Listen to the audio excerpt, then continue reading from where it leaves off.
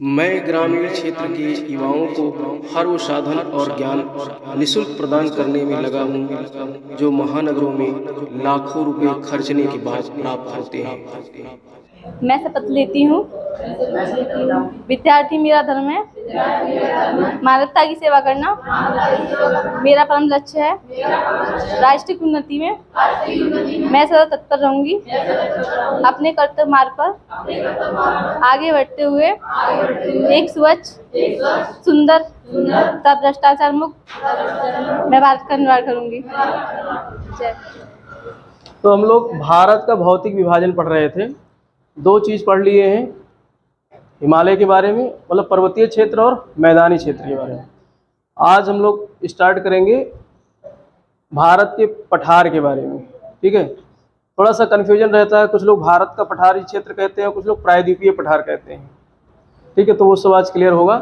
तो उससे पहले थोड़ा सा ये समझ लो किस तरीके से हमारा भारत जो है, ये जो प्रायद्वीपीय भारत है, जो दक्षिण वाला भारतीय क्षेत्र है, ये किस तरीके से इसका निर्माण हुआ और ये कितना पुराना है, ये सब हम लोग थोड़ा समझेंगे। मैंने एक कहानी बताई थी जो है मतलब भारत में, मैं भारत कह रहा हूँ, पूरे विश्व महाद्वीपों का जो निर्माण हुआ था, तो मैंने बताया था कि सबसे पहले पृथ्वी पर एक महाद्वीप था जिसका क्या नाम था, पैंजिया। क्या नाम था, पैंजिया। ठीक है, इस तरीके से जो है पृथ्वी है और इस पृथ्वी से एक महाभूखंड था जिसका नाम था पैंजिया, और ये चारों तरफ जल से घिरा हुआ था जिसको क्या कहा गया, पैंथालसा। तो ये पैंजिया था। ठीक है, 200 करीब जो है 200 मिलियन ईयर्स अगो इसमें क्या होता है, पैंजिया में विभाजन हो जाता है। पैंजिया दो भागों में विभक्त हो जाता है। ठीक है, उत्तरी भाग और दक्षिणी भाग। उत्तरी भाग क्या कहलाया, अंगारा लैंड। उत्तरी भाग कहलाया आपका अंगारा लैंड और दक्षिणी भाग गोंडवाना लैंड।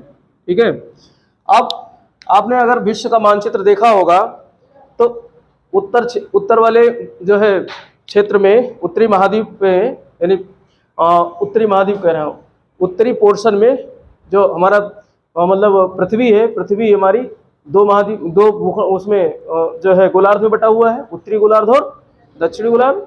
तो उत्तरी गोलार्ध में जो अंगारा लैंड था, इस अंगारा लैंड के टूटने से उत्तरी अमेरिका महाद्वीप बना। ठीक है, जिसमें कनाडा देश है और यूएसए है मुख्य, और इसके अलावा यूरोप बना, इसी से एशिया महाद्वीप बना। ठीक है, ये किससे बने, अंगारा लैंड के टूटने से। और जो गोंडवाना लैंड जब टूटा तो गोंडवाना लैंड के टूटने से दक्षिण अमेरिका बना। ठीक है, और आपका जो है अफ्रीका बना, और भारत जो है अफ्रीका से ही जुड़ा हुआ था। भारत आज के समय में कहाँ है, उत्तरी गोलार्ध में है। किस गोलार्ध में है, उत्तरी गोलार्ध में है, क्योंकि 8 डिग्री 4 मिनट से वो शुरू हो जाता है और 0 डिग्री की जो है अक्षांश रेखा विश्व को दो भागों में बांटती है, पृथ्वी को। लेकिन भारत चूंकि कहाँ निकल गया है, 0 डिग्री से ऊपर, 8 डिग्री 4 मिनट से शुरू हो जाता है उसका दक्षिणी भाग। लेकिन ये गोंडवाना का हिस्सा था। भारत किसका हिस्सा था, गोंडवाना का। तो भारत जो है जब ये टूटा, यहाँ से दक्षिणी अमेरिका अलग हुआ, अफ्रीका अलग हुआ, तो भारत अफ्रीका में जुड़ा हुआ था काफ़ी लंबे समय तक। फिर इसमें मूवमेंट शुरू हुआ उत्तर पूर्व की तरफ। तो जो दक्षिण वाला भारत का ये हिस्सा है, ये वाला हिस्सा, उत्तर का हिमालय क्षेत्र छोड़ दो और मैदानी छोड़ दो, तो ये वाला हिस्सा है दक्षिण वाला, ये भारत, ओरिजिनल भारत तो यही है, जो कहाँ से आया है, गोंडवाना लैंड से आया है, जो किसका भाग था, अफ्रीका का भाग था, अफ्रीका का भाग था। और ये उत्तर पूर्व की तरफ भागते भागते आ गया, जो है कहाँ पर, अंगारा लैंड से टकरा गया। ठीक, इसी से अलग हो गया ऑस्ट्रेलिया। इसी से क्या अलग हुआ, ऑस्ट्रेलिया अलग हो गया। तो ऑस्ट्रेलिया भारत का ही पहले हिस्सा था। पहले किसका हिस्सा था, भारत, लेकिन सब सम्मिलित रूप से क्या कहलाते थे, गोंडवाना लैंड। तो जो ये भाग है दक्षिण वाला, ये प्रायद्वीपीय क्षेत्र है, ये ओरिजिनल भारत है। यही ओरिजिनल भारत आज हमारे भारत का हिस्सा है मुख्य रूप से। लेकिन हमने देखा था कि जब ये स्थान खुल गया था तो इसके बीच में पानी भर गया था। ठीक है, ये चारों तरफ पैंथालसा था, महासागर था जो बहुत बड़ा, जिसको पैंथालसा कहा गया। और इसमें जब पानी भर गया तो इसको क्या कहा गया, टेथिस सागर कहा गया, टेथिस सागर कहा गया। तो इसी टेथिस सागर पर अंगारा लैंड की नदियां और गोंडवाना लैंड की नदियां अपना मलबा ला करके जमा करती थी। तो यही मलबा जब भारत जो है आगे बढ़ा अंगारा लैंड से टकराया तो भारत का जो दक्षिणी भाग है, ये वाला हिस्सा भारत का आगे बढ़ा और जा करके अंगारा लैंड से टकरा करके हिमालय की क्या कर दी, उत्पत्ति। तो हिमालय वाला ये वाला क्षेत्र भारत का बन गया, ये वाला क्षेत्र बन गया। और इसके बाद में जो टेथिस सागर का थोड़ा सा हिस्सा शेष रह गया था, उसमें फिर जो है हिमालय से निकलने वाली नदियाँ और प्रायद्वीप क्षेत्र से निकलने वाली नदियाँ वो भरती रही उसको, टेथिस को, और समतल हो गया, सपाट हो गया, जिससे क्या बन गया, मैदान बन गया। तो अब आप मतलब एक प्रश्न आप जो है उसका उत्तर दे सकते हो कि पर्वत, पठार और मैदान, इन तीनों में सबसे प्राचीन कौन है? सबसे प्राचीन कौन है? पठारी क्षेत्र सबसे प्राचीन है, क्योंकि यही वाला हिस्सा क्या था, भारत का मुख्य भूमि था, जो पहले से ही अस्तित्व में था, तो भारत का जो प्रायद्वीपीय पठारी क्षेत्र है वो बहुत प्राचीन है, काफ़ी पुराना है। हिमालय पर्वत और उसके बाद तो जो आपका उत्तर का विशाल मैदान है, ये तो सब बाद में बने हैं, ठीक है, ये सब बाद में बने हैं। तो जिस तरीके से हम हिंदुस्तानियों में, जैसे हम लोग क्या हैं, हम लोग ओरिजिनल नहीं हैं यहाँ के, हिंदुस्तान के रहने वाले, ठीक, ओरिजिनल तो थे सिंधु सभ्यता के लोग, हड़प्पा सभ्यता के लोग। बाद में आर्यंस आए अपना जो है मध्य एशिया से, और उन्होंने सिंधु सभ्यता को नष्ट कर दिया और भारत में आकर के रहने लगे। तो जो यहाँ जो इस सब ऐसा माना जाता है, जो सिंधु सभ्यता के लोग थे, क्योंकि अब उनके पास हथियार नहीं थे, लोहे के बारे में नहीं जानते थे, ये व्यापार करते थे, ठीक है, व्यापारी थे, और जो आर्य लोग थे उनके पास लोहे के हथियार थे, घोड़े हुआ करते थे, तो इसकी वजह से ये खदेड़ दिए गए। तो कुछ लोग खदेड़ करके कहाँ आ गए, दक्षिण में आ गए, ठीक है। तो यही लोग ओरिजिनल जो दक्षिण भारत के लोग हैं, मोस्टली हिंदुस्तान के ओरिजिनल वही हैं, उत्तरी भारत में तो हम सब आर्यंस बस गए इस क्षेत्र में, तो हम आर्यंस के बसने से उत्तरी क्षेत्र बस गया, जिससे हम लोगों की जो है मिश्रित जातियां हो गई। लेकिन दक्षिण भारत में आप देखोगे, दक्षिण के जो मतलब काले से होते हैं, ठीक है, काले कलूटी, वो ओरिजिनल है। तो यहाँ से एक बात सिद्ध होती है, ओरिजिनल भूखंड भी दक्षिण वाला है और ओरिजिनल वो लोग भी हैं, वहाँ के निवासी भी हैं। हम सब तो मिश्रित हो गए हैं, सब कभी शक आए, कभी खूण आए, कभी कुषाण आए, और वो सब इसी क्षेत्र में ज़्यादातर रहे और यहीं पे सब मिश्रित बना दिया। तो ऐसे ही उत्तर का भौगोलिक क्षेत्र भी मिश्रित हो गया, ये टेथिस से निकल करके मलबा बन गया, ठीक है। तो मेन ओरिजिनल तो ये वाला क्षेत्र है, लेकिन फिर भी भारत एक एकीकृत भारत हो गया, क्योंकि इसको उत्तर में जो है हिमालय पर्वत अलग कर देता है पूरी तरीके से, इसलिए पूरे क्षेत्र एक उपमहाद्वीप कहलाता है, ठीक है। पहले ये पाकिस्तान भी भारत में था, पाकिस्तान और आपका नेपाल, भूटान और आपका जो है बांग्लादेश और श्रीलंका, ये सब कहलाता है भारतीय उपमहाद्वीप। बांग्लादेश जो ये भी पहले भारत का हिस्सा था, और जो है भूटान तो खैर अलग ही रहा है, नेपाल भी अलग रहा है, लेकिन ये सब कहलाता है भारतीय उपमहाद्वीप, क्योंकि इनको एक विशेष जो है भौगोलिक दर्जा प्राप्त है। भाई ये सब एक, अगर इनको सबको एक जोड़ दिया जाए, सब विशेष भौगोलिक दर्जा प्राप्त क्षेत्र हो गए, लेकिन सब अलग अलग देश हो गए, लेकिन इसीलिए इनको कहा जाता है भारतीय उपमहाद्वीप। तो इस तरीके से मतलब कहने का मतलब ये है कि इस पृथ्वी के भारत का सबसे पुराना स्थल खंड कौन सा है, तो प्रायद्वीपीय क्षेत्र है। कौन सा है? प्रायद्वीपीय पठारी क्षेत्र है। प्रायद्वीप में क्या है? पठार है। देखो यहाँ से यहाँ पर एक रेंज है विंध्यन श्रेणी, यहाँ पर क्या है? विंध्यन श्रेणी। तो विंध्यन श्रेणी के साउथ वाला पूरा भाग कहलाता है प्रायद्वीपीय क्षेत्र। क्या कहलाता है? प्रायद्वीपीय क्षेत्र। और ये पूरा क्षेत्र क्या है? पठारी है। ये पूरा क्षेत्र पठारी है, इसलिए इसको कहा जाता है प्रायद्वीपीय पठार। लेकिन अभी पठार जो है सिर्फ यही नहीं है, पठार उत्तर में भी है, प्रायद्वीप के उत्तर में भी पठार है, जैसे अरावली, ये भी पठार का ही हिस्सा है, और आपका शिलांग मेघालय में ये भी पठार का हिस्सा है। तो इसलिए कभी कभी मतलब नहीं जानने की वजह से लोग कह देते प्रायद्वीपीय पठार, लेकिन कहा क्या जाएगा? भारत का पठारी क्षेत्र। अगर डिवीजन करोगे भारत को भौगोलिक रूप से, तो जो है मतलब उत्तर के विशाल पर्वतीय क्षेत्र, उत्तर का विशाल मैदानी क्षेत्र, और भारत के पठारी क्षेत्र, लेकिन जो है कम ज्ञान की वजह से लोग कह देते हैं प्रायद्वीपीय पठार। प्रायद्वीपीय पठार में तो सिर्फ विंध्य के नीचे वाला भाग आएगा, विंध्य के नीचे वाला। और प्रायद्वीप किसको कहते हैं?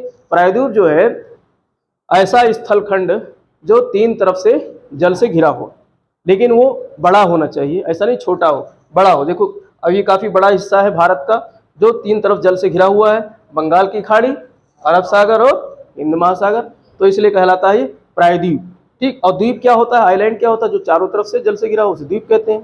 ठीक, और महाद्वीप क्या होता है, जो काफ़ी बड़ा हो और काफ़ी हिस्सा उसका जल से घिरा हुआ हो। अब इसको चारों तरफ से नहीं घिर करके देख सकते, जैसे यूरोप है, यूरोप चारों तरफ से जल से नहीं घिरा हुआ है, एक तरफ क्या है, यूराल पर्वत है, यूरोप के जो है पूर्व साइड में यूराल पर्वत है, पश्चिम साइड में उत्तरी अटलांटिक महासागर है, ठीक है, उत्तर साइड में आर्कटिक सागर है। तो इस तरीके से चारों तरफ जल से घिरा नहीं, लेकिन एक बड़ा मास है, बड़ा जो है भूखंड है। ठीक, तो इसलिए जो है अब यहाँ पर हम लोग अध्ययन करेंगे कि जो पठारी क्षेत्र है भारत का, इसको कितने भागों में बांटा जाता है। ये बहुत उलझा हुआ टॉपिक है, किताब में इसमें समझ में नहीं आता है, लेकिन यहाँ पर हमने इसको जो है नॉर्मलाइज करने का प्रयास किया है इस चित्र के माध्यम से। तो अब इसको डिवाइड करके हम लोग जो है अध्ययन करेंगे अलग अलग करके। तो यहाँ पर आज हम क्लासिफिकेशन देखेंगे, वर्गीकरण देखेंगे, जो है पठार का वर्गीकरण, भारतीय पठार का वर्गीकरण कितने भागों में बांटा जा सकता है। ठीक, ये वाला क्षेत्र पूरा क्या है, सेंट्रल कहलाता है। क्या है ये, केंद्र, भारत का केंद्र है। यहीं पर मध्य प्रदेश है, इसलिए उसको मध्य प्रदेश कहा गया है, बीच में है, भारत के बीचों बीच में, इसलिए क्या कहते हैं उसको, मध्य प्रदेश। और इसी क्षेत्र में मतलब केंद्र में ही बहुत सारे पठार है, तो इनको केंद्रीय उच्च भूमि कहते हैं। क्योंकि पठार क्या होता है, उच्च भूमि। अब देखो पठार, पर्वत, पहाड़ी, मतलब पहाड़, पर्वत, पठार, मैदान, इनमें अंतर पता होना चाहिए। जो पहाड़ पर्वत होते हैं वो ऊपर उठे हुए भाग होते हैं और पिरामिड के आकार में होते हैं। ऊपर क्या होते हैं, वो नुकीले होते हैं, ऊंचा उठा हुआ भाग, लेकिन ऊपर कैसा आकार हो उसका, पिरामिड के आकार में, यानी जो है शीर्ष उसका ऊपर निकला हो, पिरामिड के आकार में हो, तो उसे क्या बोलते हैं, पर्वत बोलते हैं, पहाड़ बोलते हैं। ठीक है, और पहाड़ी क्या है, उससे पर्वत से छोटे होते हैं, ऊंचा उठा हुआ हो, लेकिन शीर्ष उसका भी कैसा हो, नुकीला हो, तो उसे क्या कहते हैं, पहाड़ी कहते हैं। पहाड़ बड़ा हो गया, पहाड़ी उससे छोटा हो गया। लेकिन जो आपका पठार है, वो पठार ऊपर उठा तो होता है, लेकिन ऊपर से क्या होता है, सपाट होता है, समतल होता है। ऊपर उठा हुआ, ऊंचा उठा हुआ भाग, लेकिन क्या होता है, वो सपाट होता है, समतल होता है, तो उसे क्या कहते हैं, पठार कहते हैं। ठीक, और इसके अलावा जो मैदान होता है, वो मैदान ज़्यादा ऊंचा नहीं उठाता, वो 200-250 मीटर समुद्र तल से ऊंचा उठा हो सकता है, 100 मीटर भी हो सकता है, लेकिन वो भी क्या होता है, ऊपर से समतल होता है। ठीक है, तो इस तरीके से ये हो गया आपका मैदान, ये हो गया आपका पठार, ये हो गया आपका पहाड़ी, ठीक है, और ये हो गया आपका पहाड़ या पर्वत। तो इस तरीके से डिवाइड किया जा सकता है जो है पर्वत, पठार, मैदान को जो है ऊंचाई के आधार पर और उसकी बनावट के आधार पर डिवाइड किया जाता है। ठीक है, तो जो पठार है, भारत का पठारी भाग है, उसे हम 4-5 भागों में बांट करके अध्ययन कर सकते हैं। क्योंकि बहुत भारत के बारे में जो है काफ़ी ज्ञान हो चुका है, नक्शा का आप लोग काफ़ी ज्ञान प्राप्त कर चुके हो, तो यहाँ पर हम लोग जो है आसानी से फिजिकल इसका डिवीजन समझ सकते हैं। जैसे केंद्रीय उच्च भूमि है, केंद्र वाला उच्च भूमि सेंटर में, तो इसमें क्या क्या शामिल होता है, अरावली पर्वत। कौन सा, अरावली। अब ये वाला हिस्सा भी जो है ये पठार में ही है, ये भी हिस्सा बहुत प्राचीन है, गोंडवाना लैंड का ही भाग है। अरावली किसका भाग है, गोंडवाना लैंड से ही टूट करके आया है, तो ये भी बहुत पुराना है। तो भारत के सबसे पुराने पर्वतों में कौन सा पर्वत है, अरावली पर्वत है। ठीक है, सबसे प्राचीन पर्वत कौन सा है, अरावली पर्वत। ये भारत ही नहीं, दुनिया के सबसे प्राचीन पर्वतों में से एक है। लेकिन ये हिमालय से भी काफ़ी ऊंचा हुआ करता था किसी ज़माने में, लेकिन चूंकि काफ़ी पुराना हो गया है, तो ऊपर से क्या हो गया, ये घिस चुका है, इसलिए ये नीचा हो गया है। तो अरावली पर्वत जो कि गुजरात के क्षेत्र से, उत्तरी क्षेत्र से शुरू होता है और ये आपका दिल्ली तक जाता है, दिल्ली कटक के नाम से, जो रायसीना हिल है। अच्छा, राष्ट्रपति भवन कहाँ स्थित है, रायसीना हिल पे, रायसीना पहाड़ी पे। तो रायसीना पहाड़ी किसका भाग है, अरावली का ही उत्तरी भाग है, अरावली का ही उत्तरी भाग है रायसीना हिल। ठीक है, तो दिल्ली तक ये फैला हुआ है, गुजरात की उत्तरी सीमा से लेकर के और दिल्ली तक फैला है क्या, अरावली पर्वत।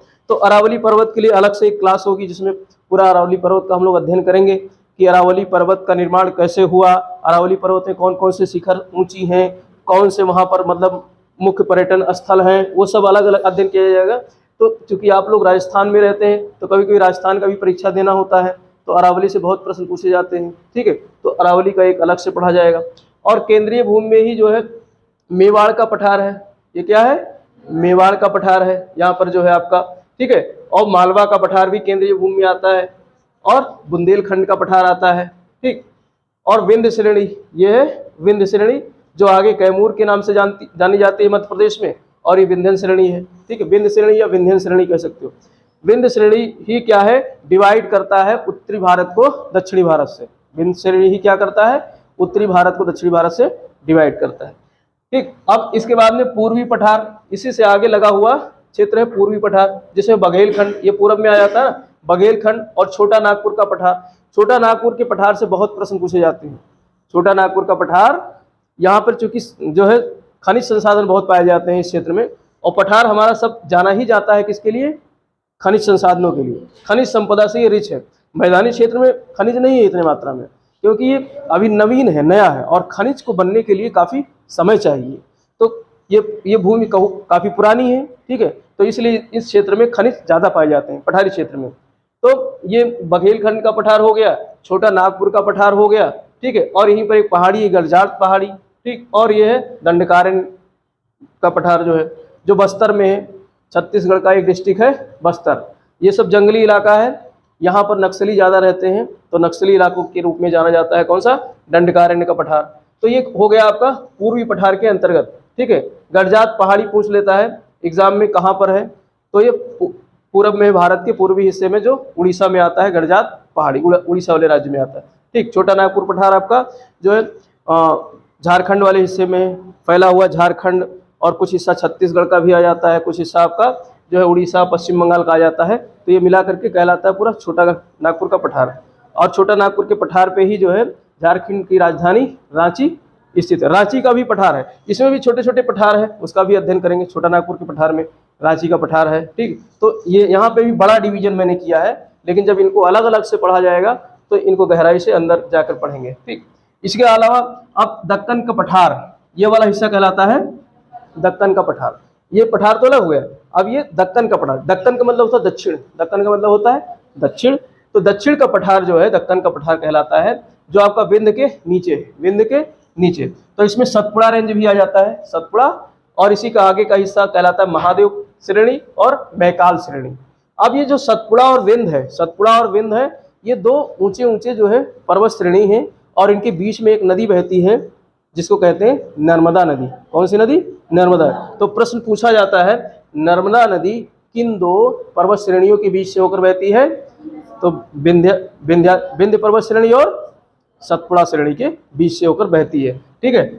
पूरब से पश्चिम की दिशा में, जो पूरब से पश्चिम की दिशा में बहने वाली सबसे लंबी नदी है कौन सी, नर्मदा नदी, जो विंध्य और सतपुड़ा के बीच से होकर के बहती है। तो ये दक्कन का ही भाग है सतपुड़ा।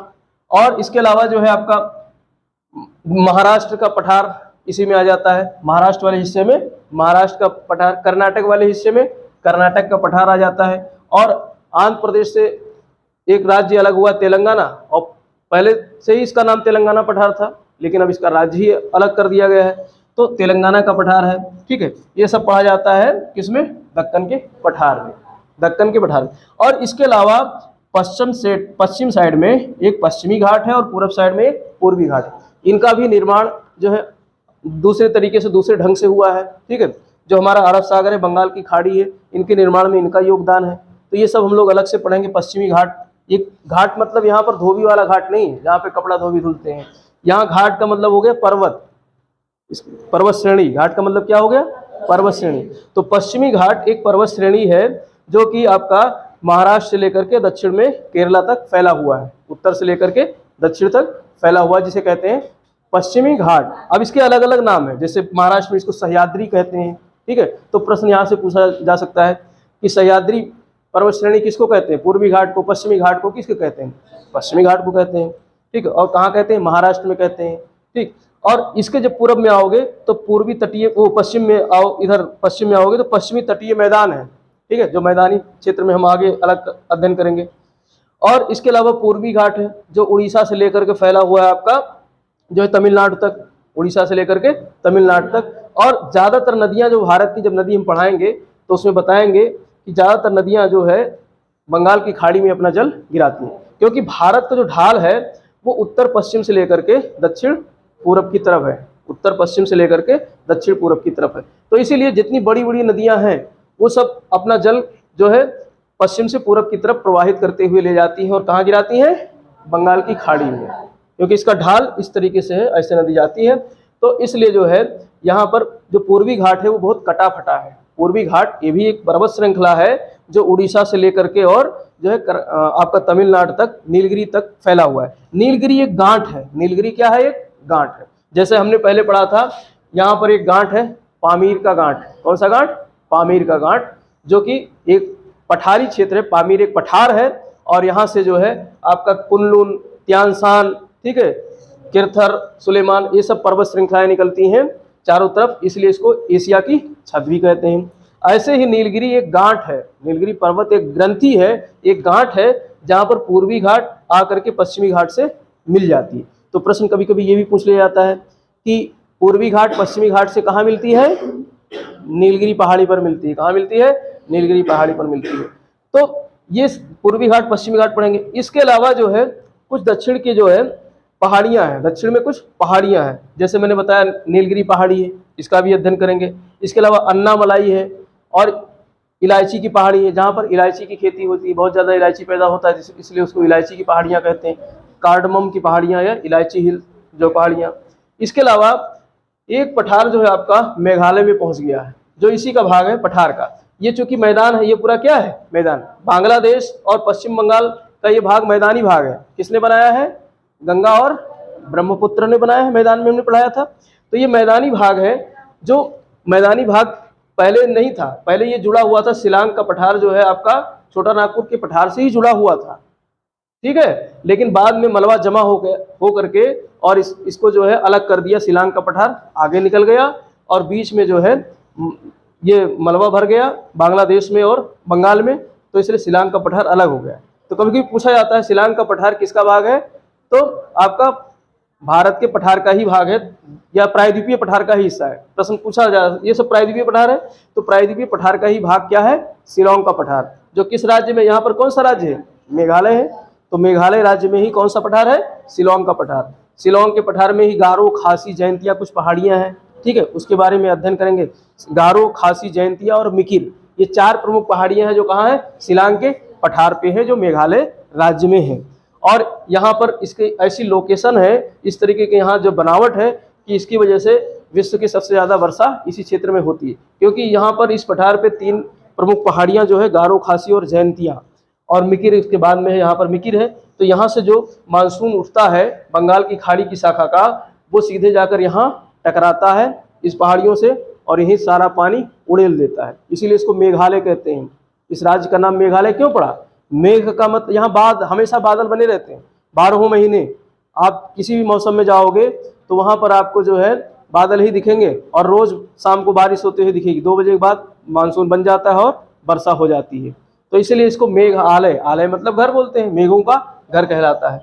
तो इस तरीके से ये सब जो है डिवीजन हम लोग बारी बारी से 2-3 क्लासेज में ये सब खत्म होगा, तो इसका हम अध्ययन अलग अलग करेंगे। सारा अरावली का अलग करेंगे, पूर्वी घाट का अलग करेंगे, पश्चिमी घाट का अलग करेंगे और दक्कन का पठार इसको अलग करेंगे।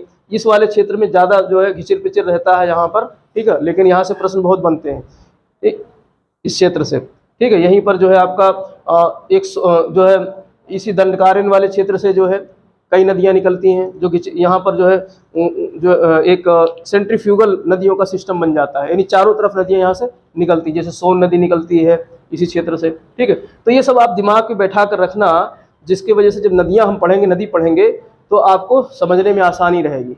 पठार को जब पढ़ लोगे तो जो इस क्षेत्र से नदियाँ निकलती, जैसे गोदावरी, ठीक है, महानदी, गोदावरी, कृष्णा, कावेरी, ये सब नदियाँ निकलती हैं, तो ये सब नदियाँ इन्हीं पठारी क्षेत्रों से होकर के इनके पठारी क्षेत्र के हिल एरिया से निकलती हैं, जहाँ पर वर्षा होती है और वर्षा का पानी कलेक्ट हो जाता है। और चूंकि ढाल हमारा भारत का किधर है? पूरब से, पश्चिम से पूरब साइड में, तो इसलिए बड़ी बड़ी नदियाँ सब यहाँ से निकल कर नदियाँ अपना जल यहाँ ले जाती हैं, जबकि इसके नज़दीक क्या है? अरब सागर है। लेकिन 2 बड़ी बड़ी नदियाँ, नर्मदा और ताप्ती, यही 2 बड़ी नदियाँ हैं जो अरब सागर में अपना जल गिराती हैं। बाकी छोटी छोटी नदियाँ हैं जो सिर्फ इतनी छोटी यहीं पर निकलती हैं इसी पश्चिमी घाट से और अपना जल यहाँ डिस्चार्ज करती हैं, छोटी छोटी नदियाँ। लेकिन बड़ी नदियाँ सिर्फ 2 ही हैं, नर्मदा और ताप्ती। अब ये इसलिए अपना जल यहाँ गिराती हैं क्योंकि ये पहले से बह रही थी और इन्होंने, मैंने बताया नदी जब बहती है और वहाँ पर उत्थान होता है किसी भूखंड का, तो नदी रास्ता अपने आप पहले से ही बनाता रहता है। भूखंड का उत्थान हो जाता है और नदी अपने गड्ढे में बहती रहती है, अपने गौर्ज में बहती रहती है। तो इस तरीके नर्मदा और ताप्ती के साथ यही हुआ है। तो नर्मदा नदी जो है विंध्य और सतपुड़ा के बीच में है और ताप्ती सतपुड़ा के दक्षिण में है। ताप्ती सतपुड़ा के दक्षिण में है। तो कभी कभी यहाँ से भी प्रश्न आ जाता है कि ताप्ती नदी जो है सतपुड़ा और विंध्य के बीच में है कि नर्मदा नदी है। तो नर्मदा नदी विंध्य और सतपुड़ा के बीच में है और सतपुड़ा से नीचे क्या है, दक्षिण में ताप्ती नदी है। ठीक, तो ये जो है एक क्लासिफिकेशन था इसका, पठार का। अब नेक्स्ट क्लास में हम लोग जो है एक एक करके 2-3 क्लास में इस पठार को पूरा करेंगे।